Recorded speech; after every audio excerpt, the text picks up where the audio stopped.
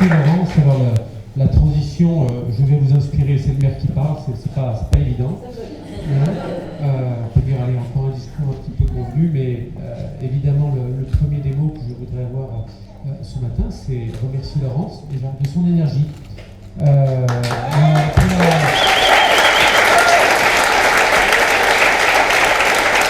son énergie, de sa foi, de ses convictions. Alors, elle a peut-être eu raison un petit peu avant les autres, c'est vrai, mais je dis souvent qu'en matière de conscience écologique, de conscience citoyenne, on peut être converti de fraîche date. Ce qui compte, c'est pas forcément d'avoir eu raison avant les autres, mais c'est d'arriver à convaincre et de les persuader par le dialogue, l'échange, et tu as vraiment, Laurence, contribué à cette prise de conscience écologique qu'on a toujours eu historiquement dans notre vie. Toujours. Nos combats pour la forêt, je vous raconterai tout à l'heure, parce que j'étais sur la plaine d'Achères, c'est à 16 km d'ici, mais c'est Saint-Germain, et le combat environnemental que les Saint-Germainois, il y a 130 ans, ont mené contre les Parisiens à l'époque, mais parfois il faut se référer à l'histoire, si on veut envisager des grands projets pour demain. Et ce lieu, évidemment, n'aurait pas pu voir le jour sans vous-même, l'ensemble des bénévoles, des participants, de ceux qui y développent une pratique associative, une pratique entrepreneuriale, une pratique aussi de loisirs, parce que ça fait aussi partie de ce que vous proposez. Il faut donc des gens pour le faire, et les gens, ce sont vous. Donc merci en tout cas à vous, puis merci aux financeurs, et j'en profite pour remercier la région Île-de-France à travers, c'est facile, c'est ma première maire adjointe, celle de la conseillère régionale, donc qui a été un financeur important avec la communauté d'agglo, avec tous les partenaires publics qui ont cru en ce projet dès le départ.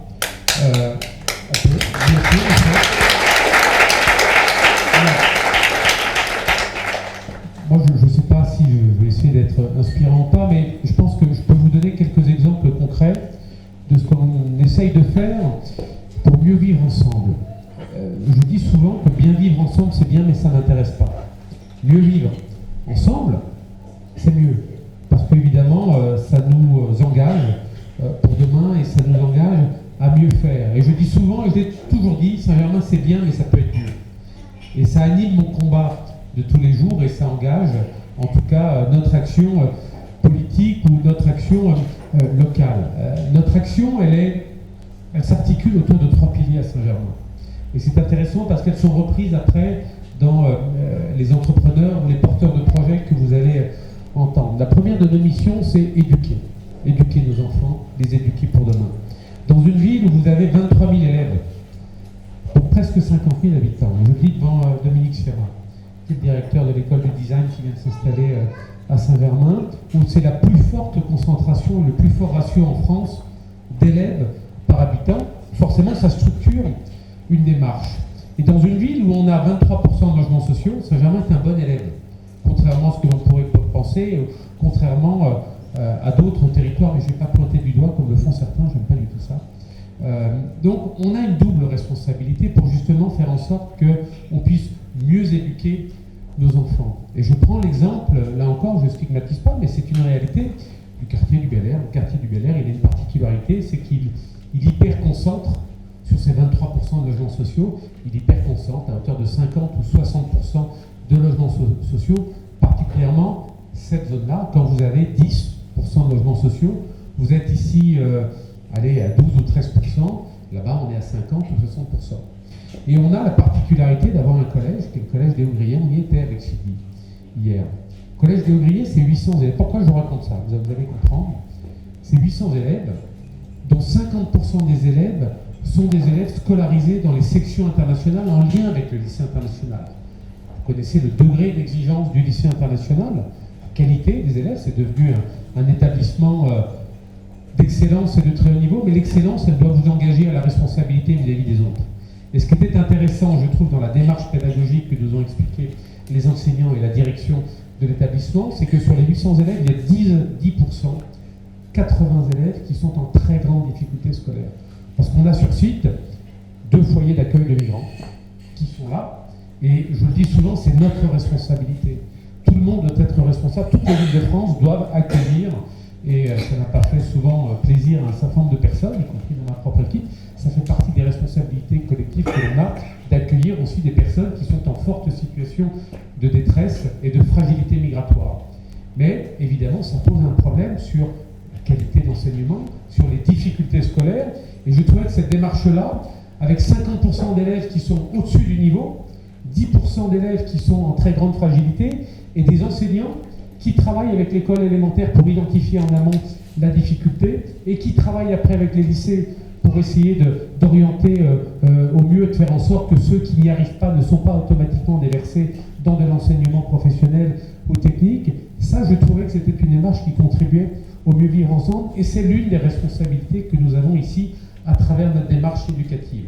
Et quand on a le nombre d'enfants que l'on a dans notre ville, les établissements d'excellence que l'on a, faire de l'excellence pour faire de l'excellence, ça ne sert à rien.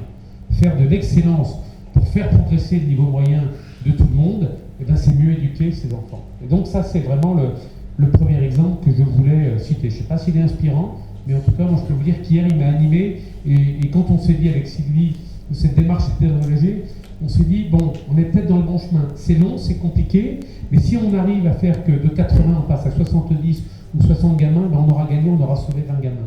Et c'est déjà ça. L'éducation, c'est notre premier pilier. La nature, évidemment, dans une ville où 3700 hectares de forêt composent le périmètre communal, c'est notre deuxième engagement. Et on revient ce matin, on était à 8h30, je peux vous dire qu'il faisait vraiment très froid, sur la plaine d'Achères. La plaine d'Achères, c'est 10 km au nord, vous allez au pont de Conflans, vous allez à droite, et vous avez encore 5 km, et on est encore sur Saint-Germain.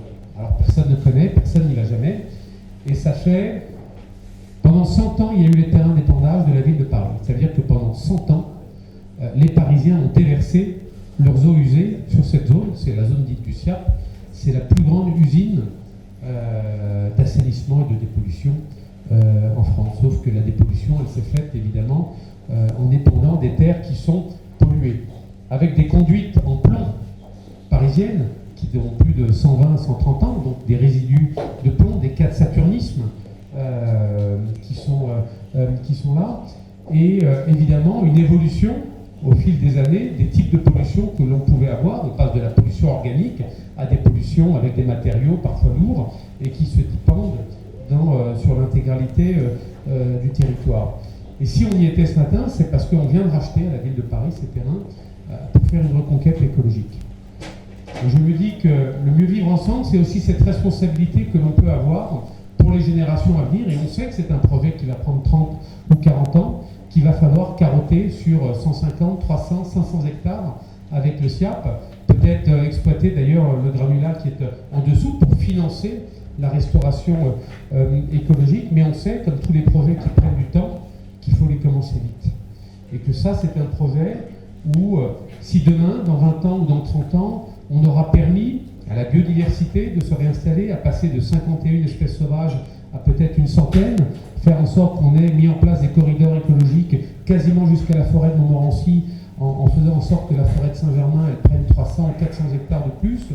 Je me dis qu'on est dans une trajectoire qui va nous permettre de mieux appréhender cette biodiversité que l'on souhaite développer dans notre ville. Et puis, le troisième pilier, c'est celui de la valorisation patrimoine et culturelle. Et je mettrai également le volet social après en facteur commun des trois politiques que l'on essaye de mener. On est dans une ville où la dimension culturelle, patrimoniale est importante, mais là encore, ça n'a de sens que si on partage, que si on fait de la médiation culturelle au profit du plus grand nombre. La culture pour un petit bout de la population, un petit morceau de la population, ça ne m'intéresse pas. Faire en sorte que notre culture, nos pratiques culturelles puissent être le plus largement répandues et accessibles au plus grand nombre, c'est ce qui est le plus intéressant. Et là, l'exemple qui était, je pense, intéressant, c'est ce que l'on a pu faire, là encore, sur les quartiers du Bel Air avec une microfolie. Une microfolie, c'est un accès à la culture via une plateforme digitale, c'est la Villette qui fait ça, et ça permet de faire rentrer des gamins presque dans un musée, alors qu'ils ne pensaient même pas y aller parce qu'ils ont presque honte, parfois, d'aller dans un lieu de culture. Et à travers les technologies, on peut permettre à certains enfants d'accéder à des restitutions, à des visites virtuelles de musées. Il y a plusieurs dizaines de musées en France qui sont accessibles. Et là encore, ça n'est accessible qu'au plus grand nombre parce que ces trois politiques-là, ces trois piliers-là qui nous animent, elles ne sont valables que dans un élan de solidarité et dans un élan social qui doit être important. Et on le disait tout à l'heure avec Laurence, on a souvent tendance à oublier la dimension sociale dans le développement durable. Mais le social, c'est un des piliers du développement durable. Et si, en allant sur la plaine d'Achères tout à l'heure, où j'ai une petite centaine d'habitants qui habitent là, 15 km du centre-ville de Saint-Germain, des anciennes communautés d'origine portugaise, c'était des ouvriers, des employés agricoles aujourd'hui, mais si je n'intègre pas l'amélioration de l'habitat et l'amélioration sociale de cette population, mon projet de reconquête écologique ne marche pas. Si sur le quartier du Bel-Air, je n'intègre pas la dimension sociale à travers les projets que nous portons, on parlait d'Axiom tout à l'heure, si on n'essaie pas de créer du lien social entre les habitants, ça ne sert à rien de rehausser, de refaire de l'habitat, de faire de l'isolation phonique. S'il n'y a pas un élément de vie, s'il n'y a pas un élément humain dans les politiques publiques que l'on mène, tout ça ne sert à rien. Et donc cette dimension sociale dans le développement durable, je pense qu'il faut, c'est peut-être un des enjeux qu'on a demain, il est essentiel et il est très important qu'on le retrouve et qu'on le récupère. On parle beaucoup de la nature, c'est vrai, mais parlons aussi des hommes.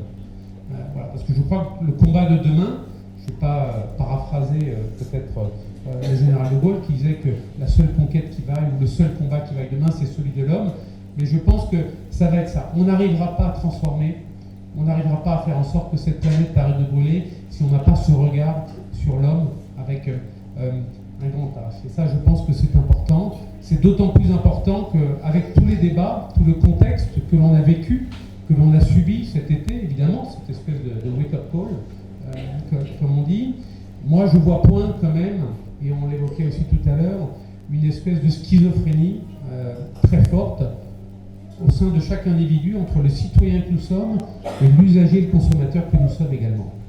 Et ça, je vais vous donner deux exemples et puis je me tais, je peux parler pendant des heures, je suis désolé, mais après il y a beaucoup d'intervenants de bien meilleure qualité que moi, donc je voudrais juste finir par ces deux exemples-là pour vous montrer un peu les complexités, parfois toutes bêtes, auxquelles on peut être confronté quand on a à gérer cette dualité entre la conscience citoyenne qu'on a de protéger notre environnement et la contrainte en tant qu'usager quand on a des usages de tous les jours. La piscine, on a beaucoup parlé de piscine, consommation de l'eau, évidemment, la chaleur énergétique. Alors nous, qu'est-ce qu'on fait cet été? On abaisse la température de l'eau. Et on est passé de 28 degrés à 26,5 à la rentrée. C'est normal, et ça permet de faire une économie d'énergie qui est substantielle. Et là, c'est les tombereaux de mail pour me dire, ça caille, on a froid, c'est pas possible, etc. Et vous voyez, c'est juste un micro-exemple, mais pour vous dire que cette dualité-là, cette confrontation qu'on va avoir au sein de nous-mêmes entre notre conscience citoyenne qu'il nous faut encore développer et nos pratiques qu'il va falloir de toutes les manières aménager, sinon ça ne marchera pas, ben, j'ai pas encore la réponse. Pour mieux gérer tout ça, ça fait partie en tout cas nous des enjeux qu'on va avoir à traiter dans l'immédiateté, rassurer les gens bien sûr, mais les amener dans un esprit de responsabilité à faire tout ça. On est dans une ville où on ne prendra jamais d'arrêté municipal pour prescrire, pour interdire, parce que je crois à la responsabilité des gens, je crois à la liberté, voilà. Je pense que l'esprit de responsabilité est plus fort que tout, donc on a tous une conscience environnementale, quelle qu'elle soit, donc on n'est pas là nous pour donner des leçons à la terre entière, on est là simplement pour éveiller les consciences, pour aider à accompagner, comme Laurence le fait avec le Quai des Possibles, ce grand mouvement qui est devant nous. Je crois qu'on a de la chance d'être sur un territoire qui a des armes vraiment efficaces, des gens qui sont là aussi pour nous bousculer dans nos certitudes, pour nous réveiller, et ça c'est tout le travail que vous faites aujourd'hui. Alors moi je suis ravi que tu m'aies donné l'occasion de, je ne sais pas si je vous ai réveillé, mais en tout cas j'ai essayé d'introduire le mieux possible cette petite séance. Merci beaucoup.